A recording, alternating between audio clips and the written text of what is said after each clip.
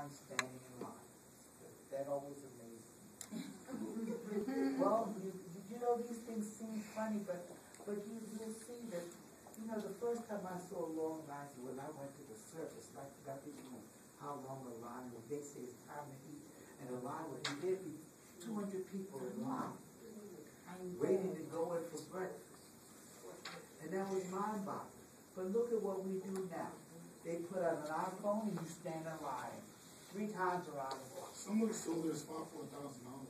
I could believe that. I wish I had this spot. Well, it's true. I mean, really. This is what we do. Okay? Now, so the next thing is that with calculability, you have some predictability. And that is that the product is almost the same all the time. No matter where you go into McDonald's, all their hamburgers taste the same. But you depend on that. You really do.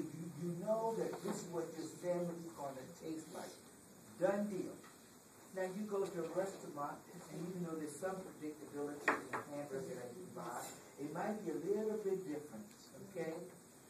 It just might be a little tainted. They cook the hamburger as much, or maybe something of that nature. But at McDonald's, you always get the same thing. And what's more, they make you think it's the best tasting thing in the world. Have you ever, didn't they tell you that Big Macs, you go around, when I was coming up there, you used to have a little farm, and they had this, and this special sesame seed bun, and this special sauce, just for McDonald's hamburgers. And then what we would do is try to memorize the song, like it made it today.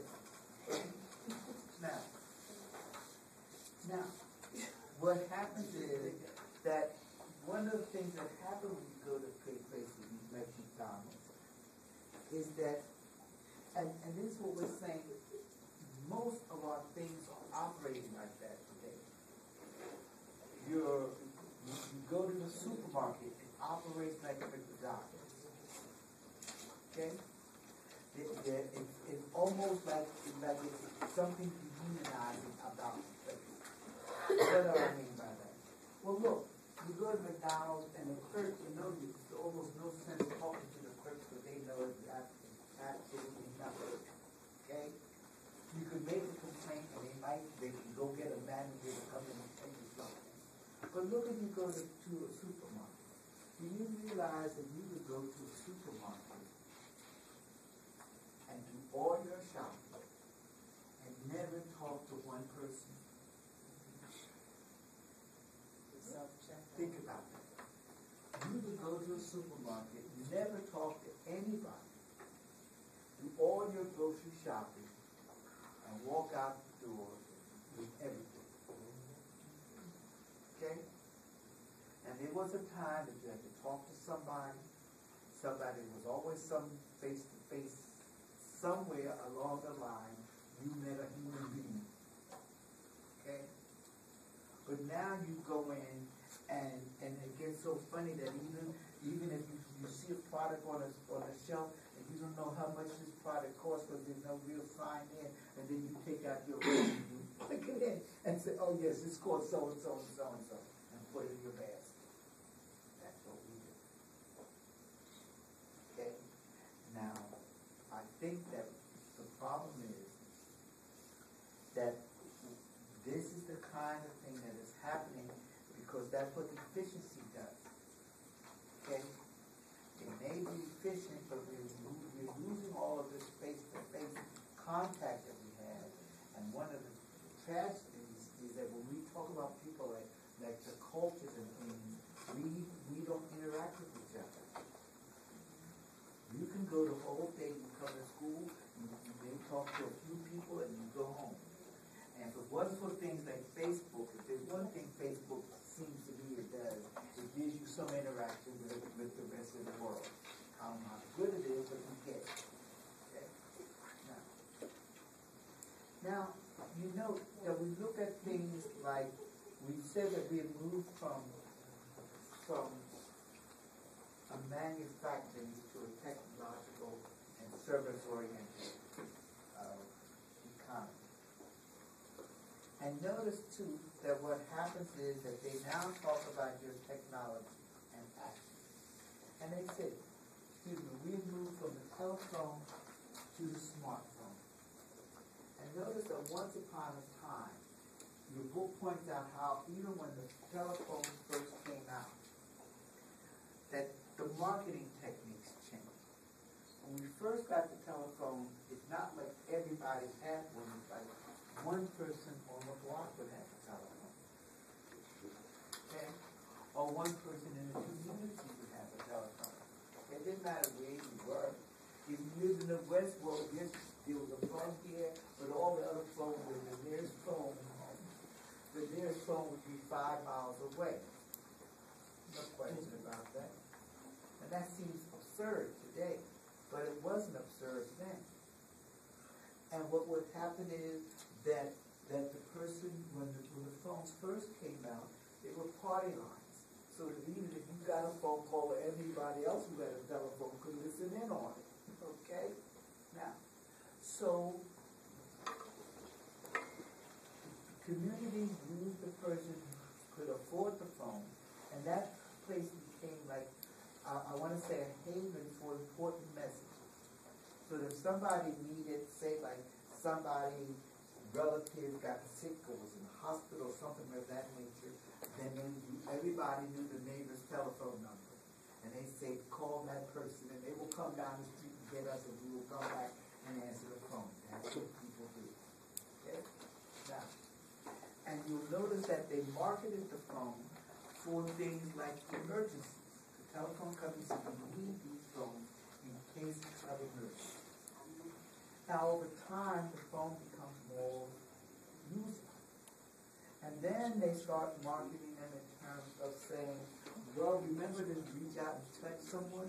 They start using the telephone for social reasons. Okay? Which is what people did. Even today. People get on the phone, and some people spend hours on the phone, just talking to neighbors that they say in Ohio. Okay? They get on the phone is what they do. But now we move from the telephone, which is almost obsolete. Okay? Because you look at some old pictures and you discover somebody's in trouble and they've got to find a way to get to a phone. Okay? Now, you look at those old pictures and say, God, is this picture that old? That they actually have a phone that's tied to a line? Okay? And if the people wanted to break the communication, they come and clip the line. Like, if I'm going to rob you, the first thing I'm going to do is clip your telephone line. Okay? So you can't call out. This is what that made sense. Okay? But now you have your smartphone. And not only do they do everything under the sun, okay, but what happens is that it has changed the way people do things. It's just like they will tell you that if you look at a country or a continent like Africa, the cell phone and all of its progeny, that is the fastest growing area in the world for the phone. Okay?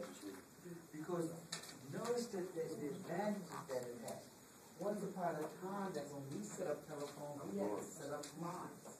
They had to be telephone lines for it. And if you look around your neighborhood, that's what you see all over the streets and things. What you see primarily a telephone line. Okay? Now that has changed. And so now you'll see, and I think there's even a picture in your book to show you that people now even go so far as to, if they are a business person, they can check how much particular items cost in such and such a community, right over the telephone. Something they could not do before. Okay? So you'll see that people are working like that. Okay? Now,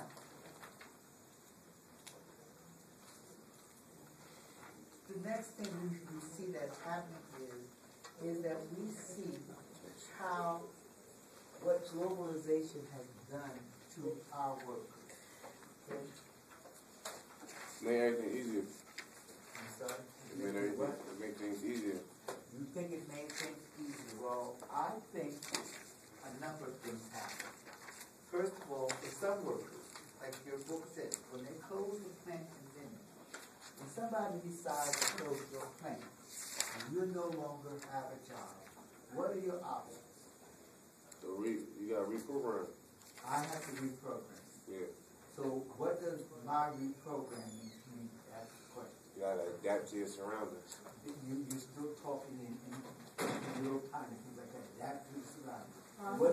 What is adaptation? Okay, one thing is I could relocate, right? That's an adaptation. So some people have to relocate. What else could I do? Learn new skills. I could go back to school, learn a new skill, and theoretically get reinforced, right? Yep. Anything else? Or jump in the supermarket. Jump in the supermarket or supermarket? Yeah, that's my professor said. He said either you got to reprogram or give it the technology, or you got to jump in the supermarket. Okay. Now, those things are all plausible things that we could do. Mm-hmm. Now, when they close the plant in Linden, look at the things that happen. Some people, everybody didn't get fired right away. Mm-hmm. So some people took, say, like an early retirement, got their money, and went out.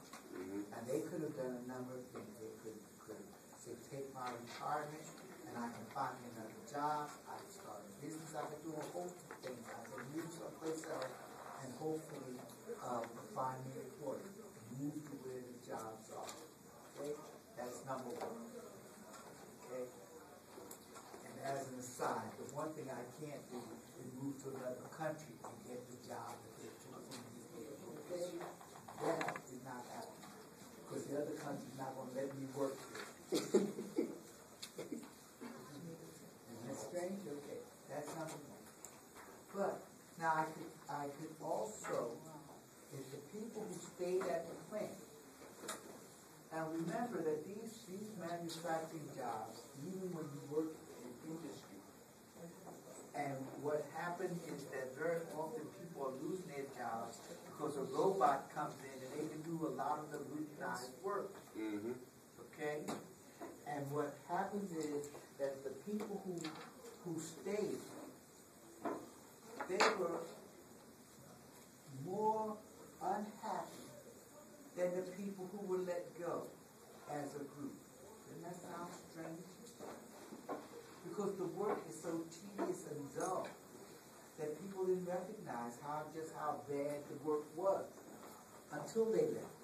And then when the people who stayed, they still had to deal with these unpleasant supervisors. Supervisors were always unpleasant. Okay? They had to deal with those people. They had to do things like,